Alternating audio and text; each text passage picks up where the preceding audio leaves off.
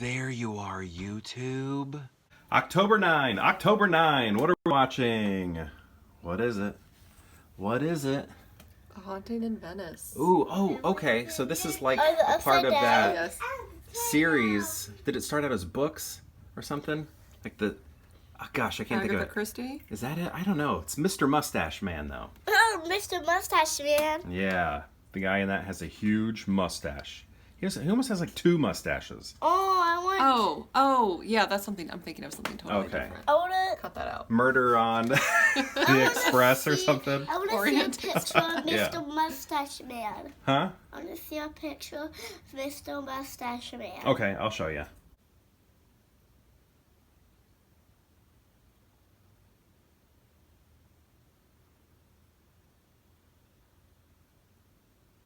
All right, so we just watched The Haunting in Venice, which is like the third film, I think, in this series of movies, which I think is, I don't know, oh yeah, based on, my wife was right, like based on like Agatha Christie or something.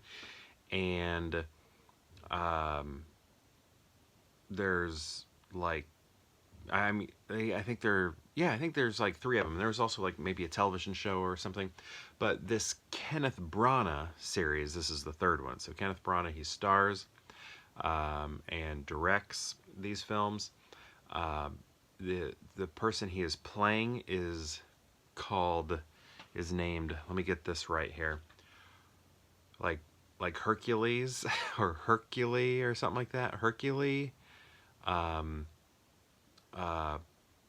Poirot.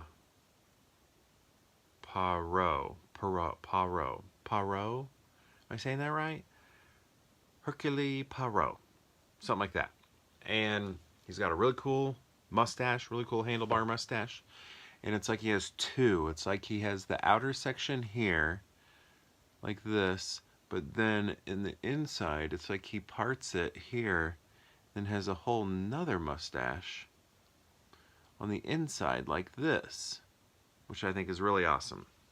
Anyway, he's like a Sherlock Holmes. So if you like Sherlock Holmes, you'll like this guy.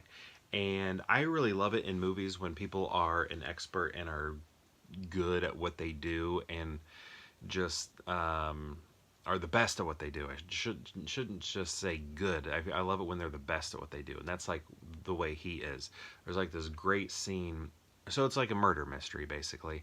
Sort of murder mystery, death mystery sort of thing, like this girl drowns. And that's another odd thing. We just watched Don't Look Now the other day, which is about a child drowning. And then that movie and this movie also take place in Venice. So that was weird to see that again. Very odd. But anyway, sort of a murder mystery thing, like how did this kid die? And, you know, seances are happening, and like Michelle Yeoh is performing the seance, but she's being identified as a fraud. And the way he sort of, it's almost like she can communicate with the dead, but at the same time adds additional theatrics. And you know, as soon as those are revealed, it's like she's discredited, right? And Poirot, he quickly identifies these theatrics, and it's just so awesome when he does it. But then some other weird things start happening. So it's really interesting because he is very much like a an objective thinker. You know, he's a skeptic. Not even a skeptic. I mean, he doesn't like believe in the supernatural at all. He doesn't have any of that within him. But what I like about this movie is that there are so many like supernatural things that are happening, which sort of open him up a little bit. He doesn't necessarily like, I wouldn't say he admits to believing in them, but you, the viewer, can see him starting to believe these things. But yeah, I mean, the man figures it all out, and it is just like awesome to see. I really like the aesthetic. I like the tone of the movie. I want to see the other two. This is the first one I've seen. I haven't seen the others. We put this one in because obviously for Halloween, and it's really cool because it takes place on Halloween, so you have like people dressed up, like kids trick-or-treating or whatever. I don't know if they're trick-or-treating, but they're going around town in costumes and stuff. It just, the vibe is there, and I like it, and it's just a good holiday movie, and I kind of like that with sequels. Um, I always thought there should have been a Sister Act 3 that was a Christmas musical rather than just, a musical. If they would have made a Christmas musical, I mean, that movie would be a part of everybody's Christmas traditions for years to come. So that's something I still think they should do. Whoopi, get on that. I think that would be amazing. Well, darn it, Maggie Smith's no longer with us.